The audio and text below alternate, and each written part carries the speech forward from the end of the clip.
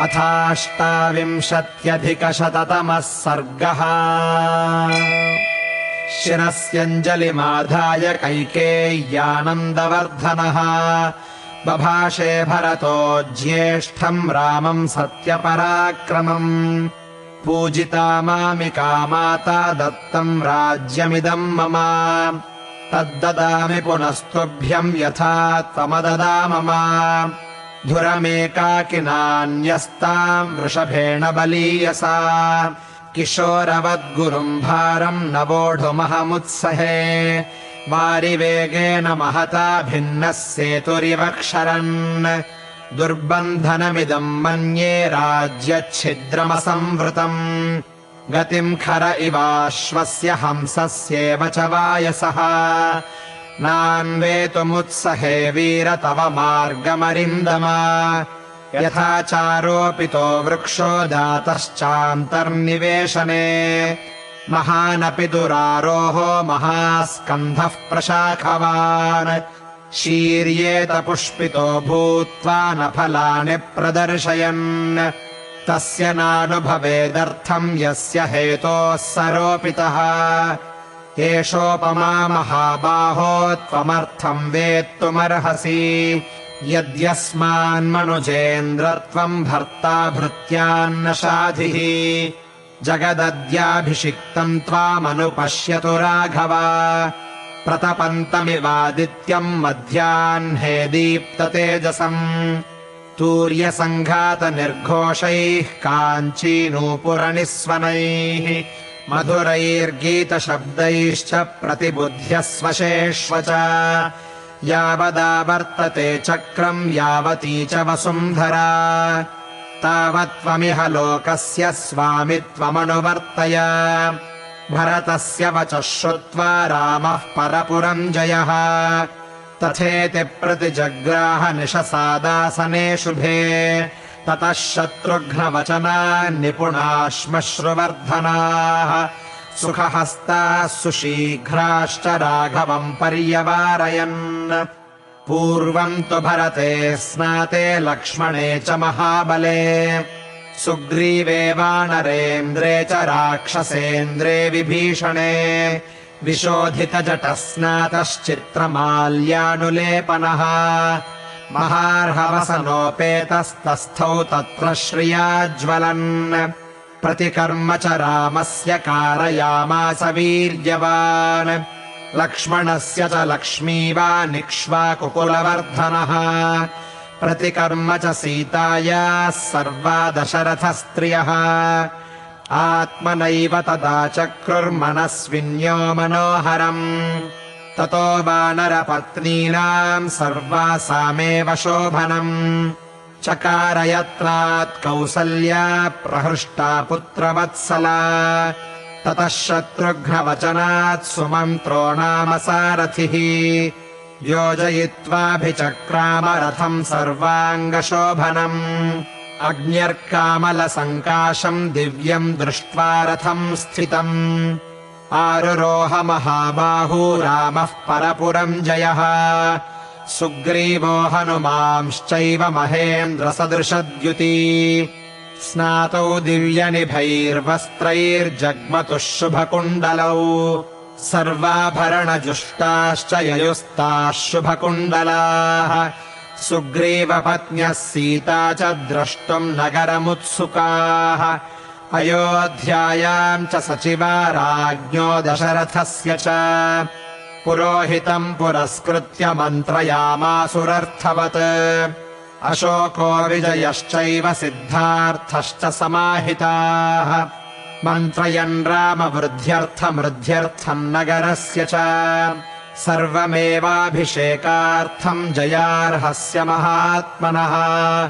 कर्तुमर्हथ रामस्य यद्यन्मङ्गलपूर्वकम्।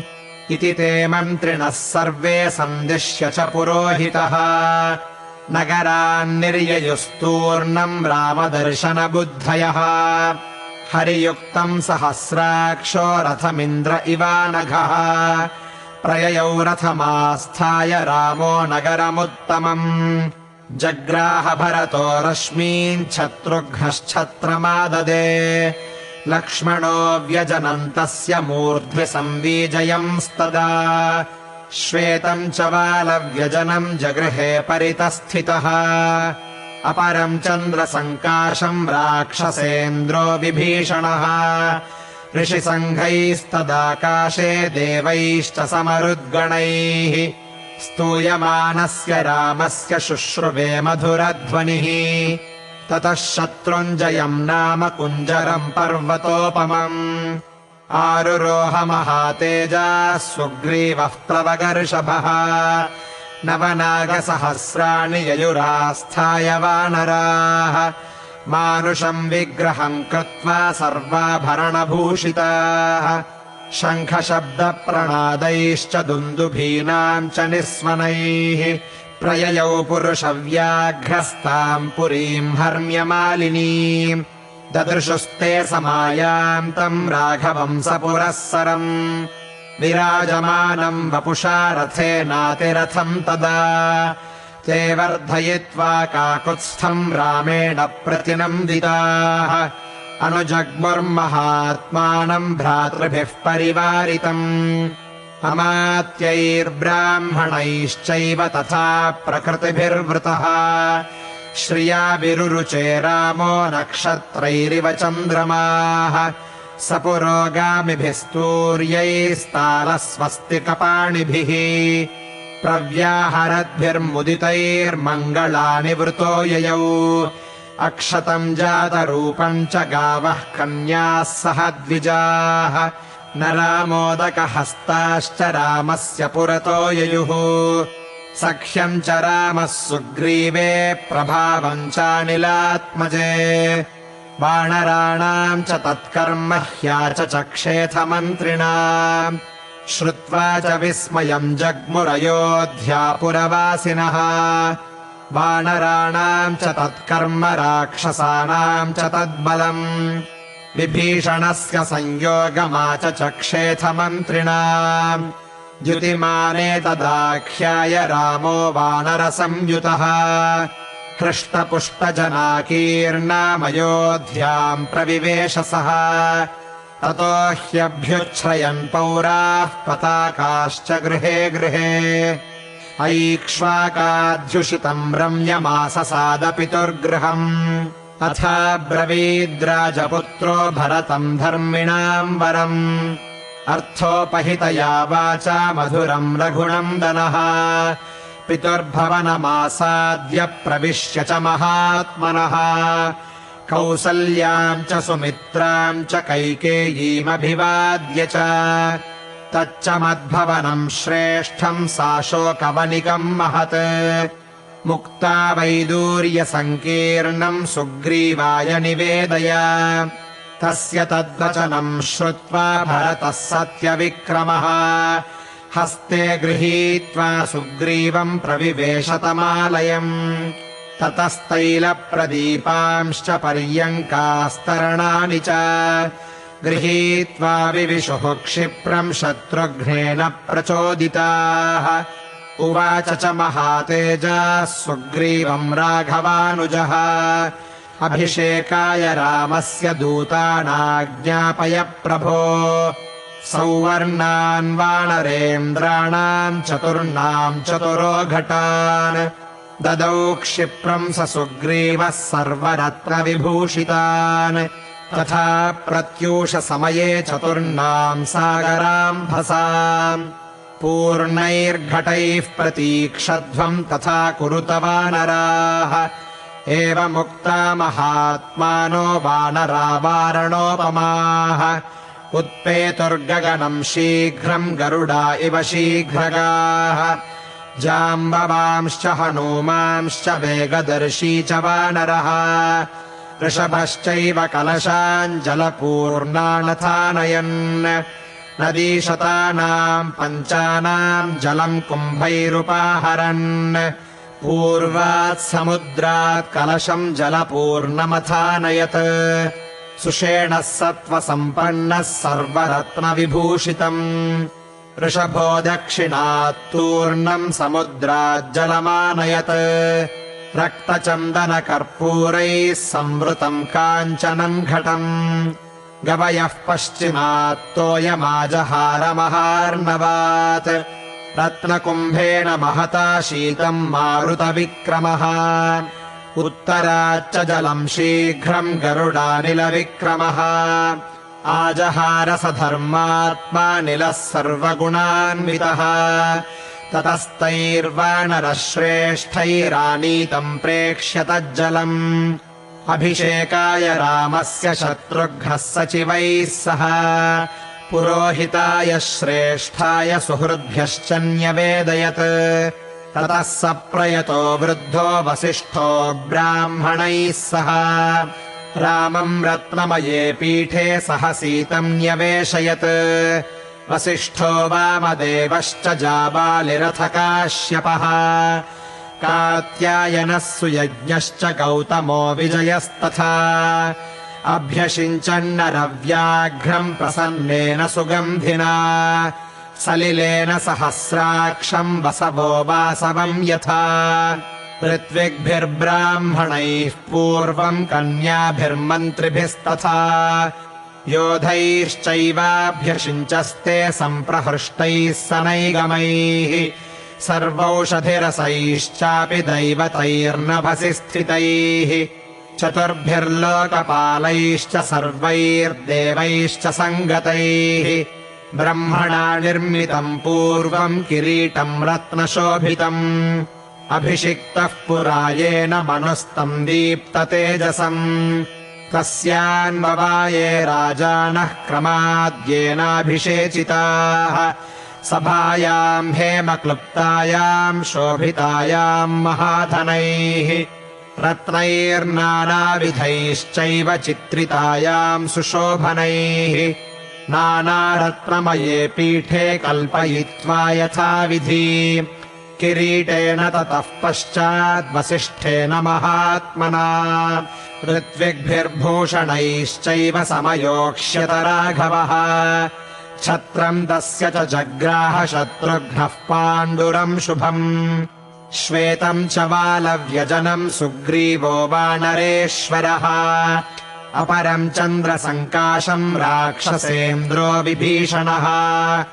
मालाम् ज्वलन्तीम् वपुषा काञ्चनीम् शतपुष्कराम् राघवाय ददौ वायुर्वासवेन प्रचोदितः सर्वरत्नसमायुक्तम् मणिभिश्च विभूषितम् मुक्ताहारम् नरेन्द्राय ददौ शक्रप्रचोदितः प्रजगुर्देव गन्धर्वाननृतश्चाप्सरोगणाः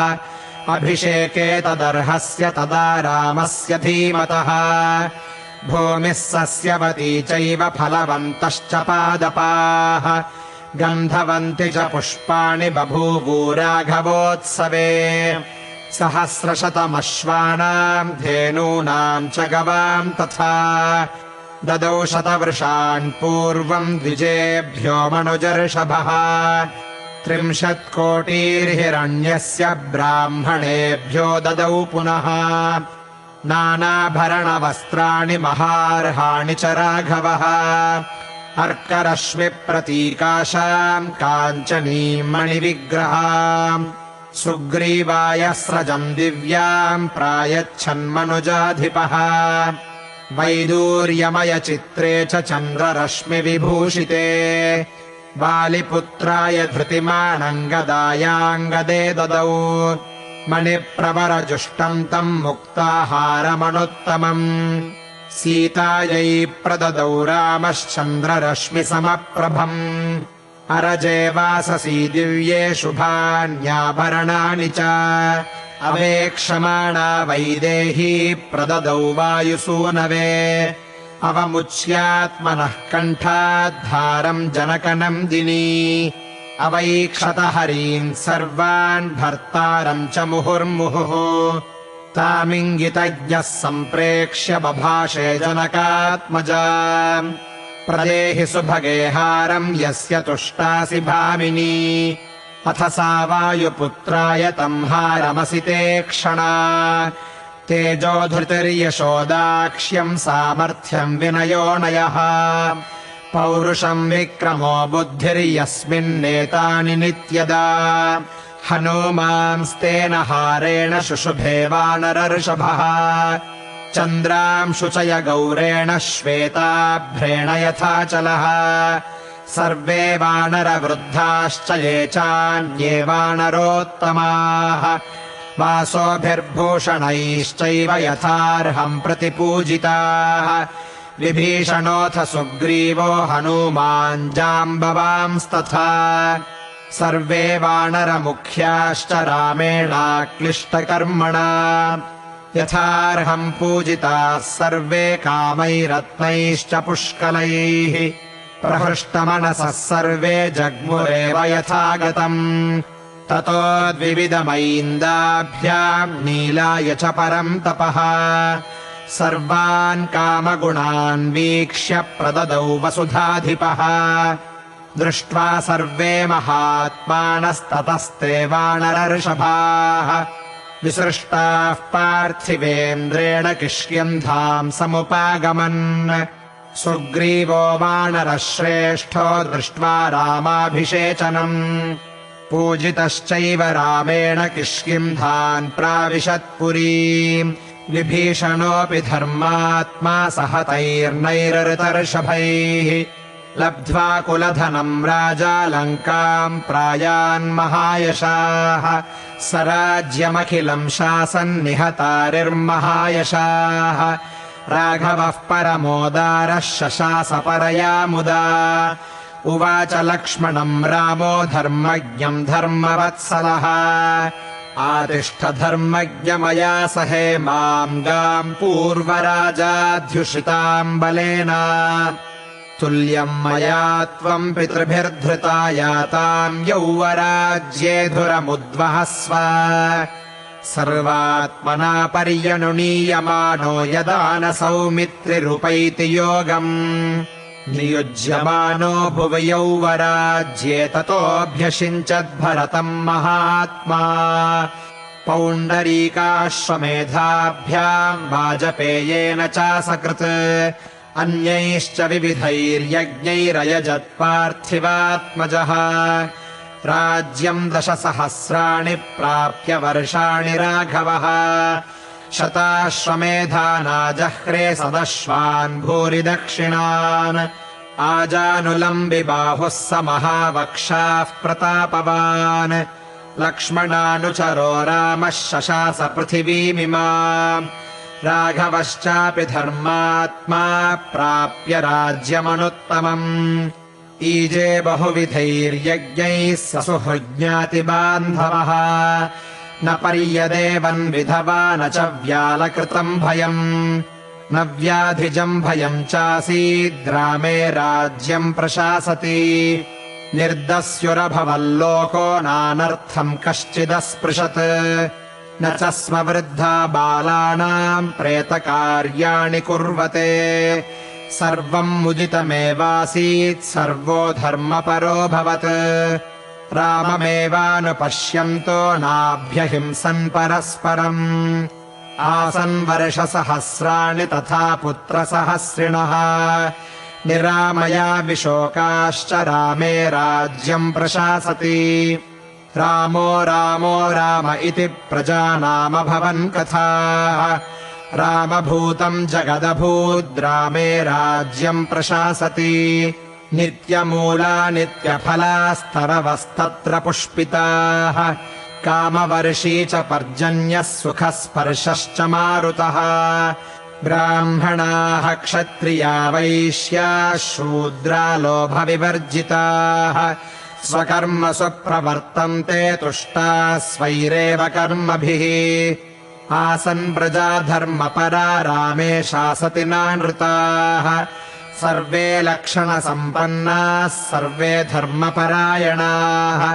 10 वर्षसहस्राणि 10 वर्षशतानि च भ्रातृभिः सहितः श्रीमान् रामो राज्यमकारयत् धर्म्यम् यशस्यमायुष्यम् राज्ञाम् च विजयावहम् आदिकाव्यमिदम् चार्षम् पुरा वाल्मीकिना कृतम् यः शृणोति सदा लोके नरः पापात् प्रमुच्यते पुत्रकामश्च पुत्रान् वै धनकामो धनानि च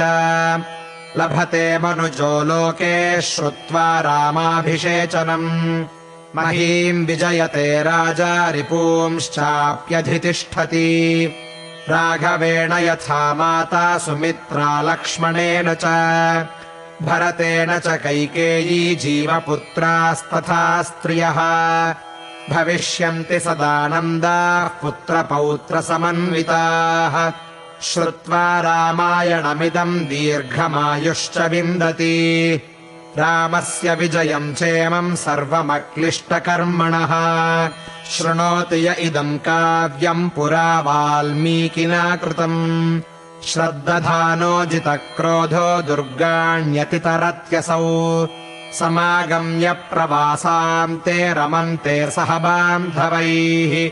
शृण्वन्ति य इदम् काव्यम् पुरा वाल्मीकिना कृतम् ते प्रार्थितान् वरान् सर्वान् प्राप्नुवन्तीह राघवात् श्रवणेन सुराः सर्वे प्रीयन्ते सम्प्रशृण्वताम् विनायकाश्च शाम्यन्ति गृहे तिष्ठन्ति यस्य वै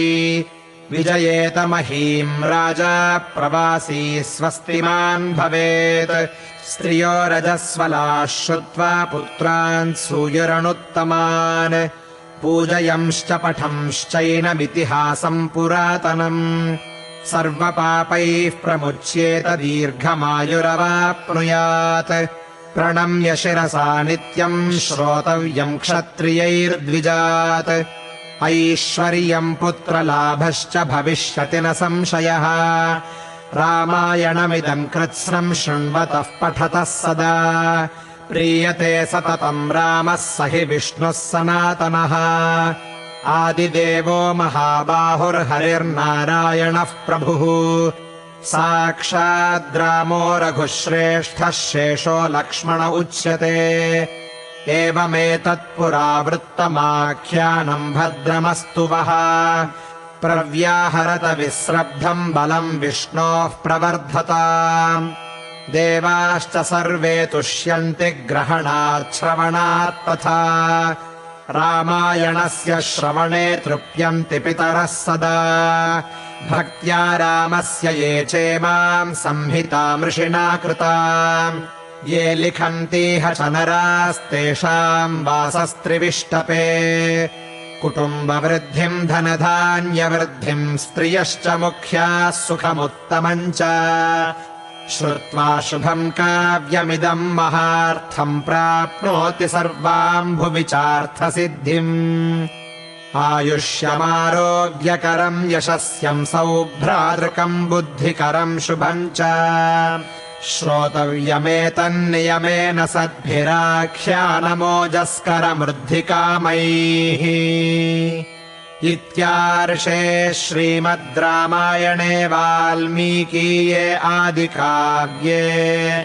युद्धकाण्डे 28अधिकशततमः सर्गः युद्धकाण्डम् सम्पूर्णम्।